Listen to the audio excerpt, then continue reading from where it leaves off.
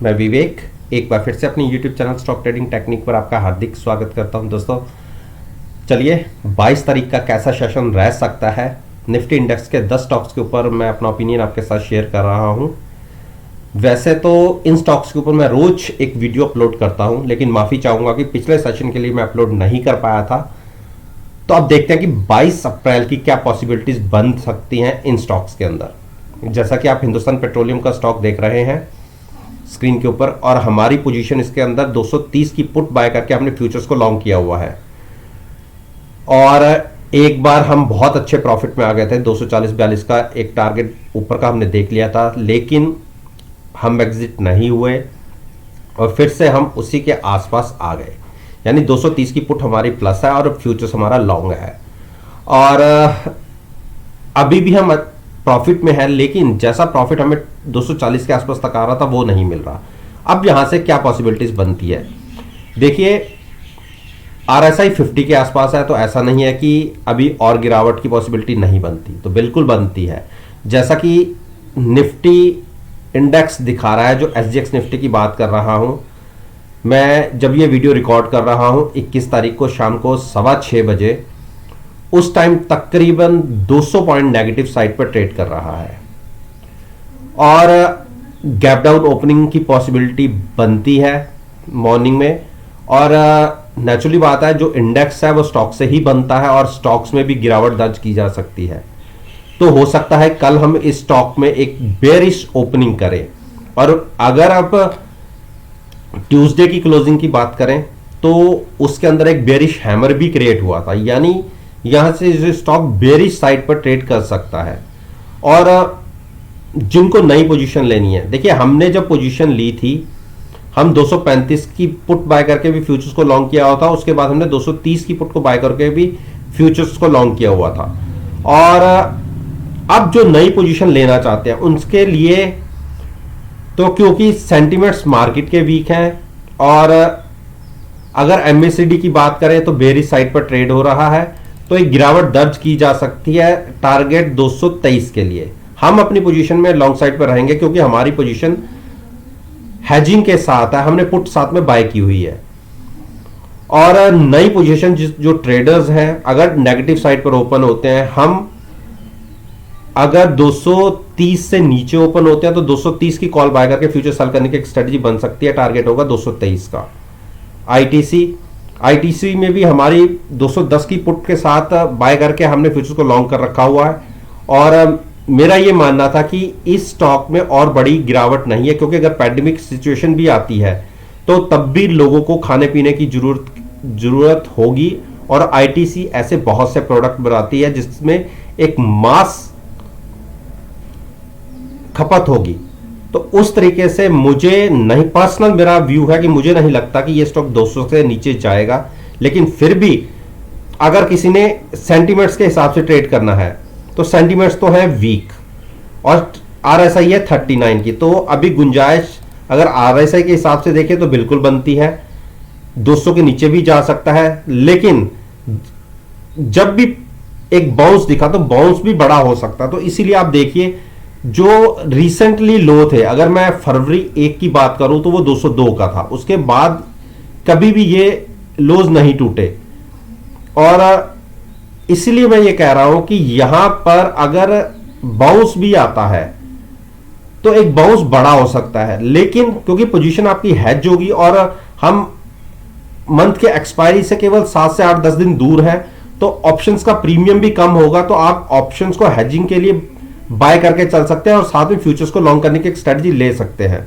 लेकिन gap down जब open हो कम से कम 15 से 20 मिनट देखिएगा।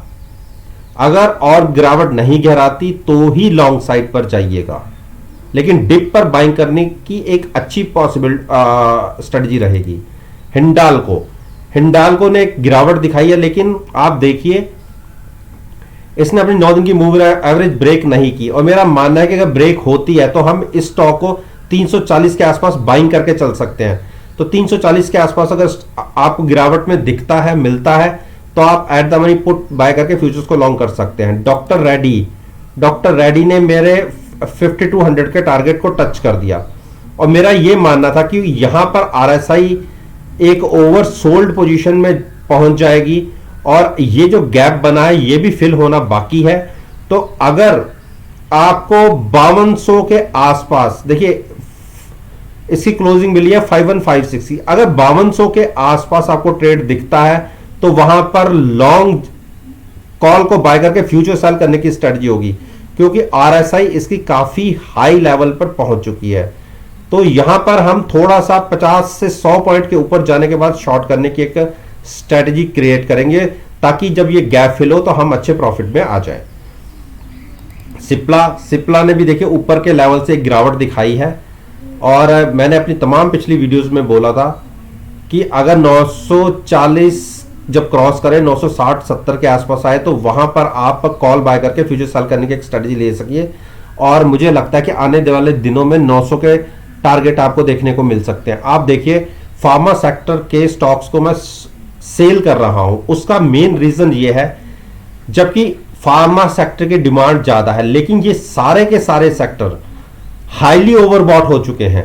तो जब गिरावट दर्ज की गई तो बहुत बड़ी गिरावट दिखेगी, अदरवाइज हमारी पोजीशन हैज होगी, तो हमें एक लिमिटेड नुकसान के साथ ही हम अपना ट्रेड ले रहे हैं। अब बात करें हम भारती की। भारती अपने दायरे से निकल ही नहीं पा रहा, और हमारे इसकी 530 की पुट के साथ फ्यूचर्स को लॉन्ग था। हाँ, इसने एक कोशिश जरूर की थी, ऊपर निकला था 547 तक, लेकिन फिर गिरावट दर्ज करी और जहां से हम शुरू हुए थे वहीं के आसपास आ गए, क्योंकि अब हम एक्सपायरी वीक के अंदर आसपास आ चुके हैं, या ये कह लीजिए कि यहां से 7 से 8 दिन बचते हैं। अब अगर कोई गिरावट दर्ज भी की गई तो हम अपनी पुट का प्रॉफिट एक बार लेके नीचे की कॉल सेल करेंगे और अपने फ्यूचर से एग्जिट हो जाएंगे। उस केस में हमें काफी नीचे जाके पॉसिबिलिटी रहेगी नुकसान की, लेकिन फिर भी कोशिश करेंगे। अगर 490 के आसपास प्राइस आता है तो वहां पर एक बार हम पुट के प्रॉफिट को लेकर एग्जिट होंगे और पुट को करेंगे नीचे शिफ्ट, ताकि जब प्राइस ऊपर जाए तो एक अच्छे ट्रेड में हम बैठे। अब बात करते हैं जिन्होंने शॉर्ट पोजीशन नया ट्रेड लेना चाहते हैं। अगर गिरावट दिखती है 530 के नीचे ट्रेड होते हैं तो आप at the money call buy करके जहां भी प्राइस स्ट्राइक कर रही हो, ट्रेड कर रहा हो, आप फ्यूचर्स को शॉर्ट कर सकते हैं। तो बजाज फाइनेंस ने 2 स्टेप देखिए लेके हम 9 दिन की मूविंग एवरेज के आसपास आ गए। देखिए मुझे लगता नहीं है कि 4750 का अभी फिलहाल के लिए बजाज फाइनेंस क्रॉस करे। रीजन,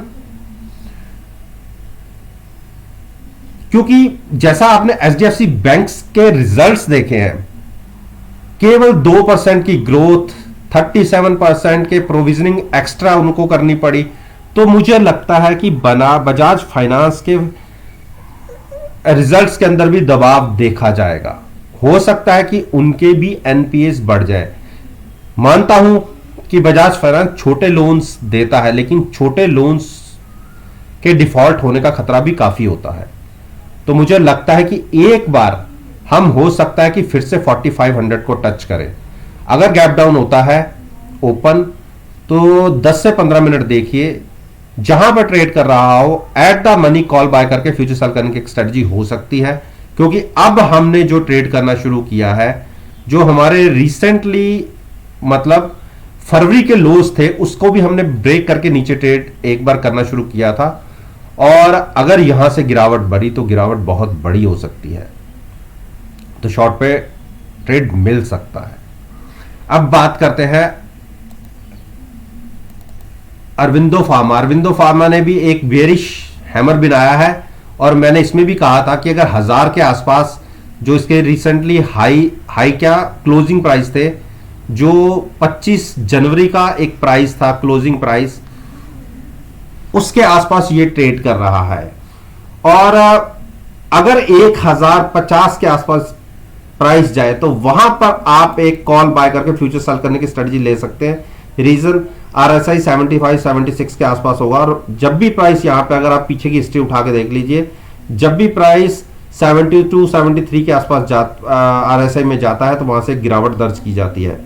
तो इसी गिरावट के लिए मैं मान के चल रहा हूं कि यहां से अगर 50 पॉइंट आपको तेजी के मिल जाते हैं, 50 पॉइंट मिल जाते हैं, 50 नहीं तो अगर 1000 के ऊपर भी ट्रेडिंग मिलती है तो भी आप कॉल बाय करके फ्यूचर सेल करने की एक स्ट्रेटजी ले सकते हैं। मुझे को लगता है कि एक बार हम 940 के प्राइसेस को टच कर सकते हैं।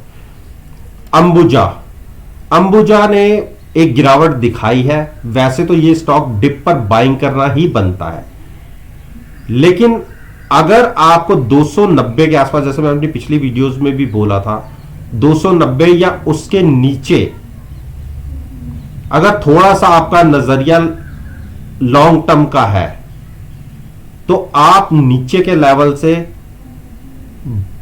पुट बाय करके फ्यूचर्स को लॉन्ग कर सकते हैं, लेकिन जिसका नजरिया लंबा है। क्योंकि अगर इसने 50 डेज मूविंग एवरेज ब्रेक की तो सेंटिमेंट्स तो स्टॉक के वीक हो जाएंगे। ये मैं उन ट्रेडर्स के लिए बात कर रहा हूं जो शॉर्ट में भी पोजीशन लेना पसंद करते हैं। उनको मैं ये एडवाइस दूंगा कि अगर 290 ब्रेक होके नीचे ट्रेडिंग मिलती है, 10 से 15 मिनट देखिए, 290 की कॉल बाय करके आप फ्यूचर सेल करने की एक स्ट्रेटजी ले लीजिएगा। आपको 265 तक के प्राइसेस देखने को मिल सकते हैं। क्योंकि आप देखिए, हम इस स्टॉक में हमने 330 के भी हाईज लगाए, और अगर निफ्टी की बात करें तो निफ्टी अपने हाई से तकरीबन 1200 पॉइंट नीचे आ चुका है, लेकिन इस स्टॉक ने उस हिसाब से कोई बड़ी करेक्शन नहीं दिखाई।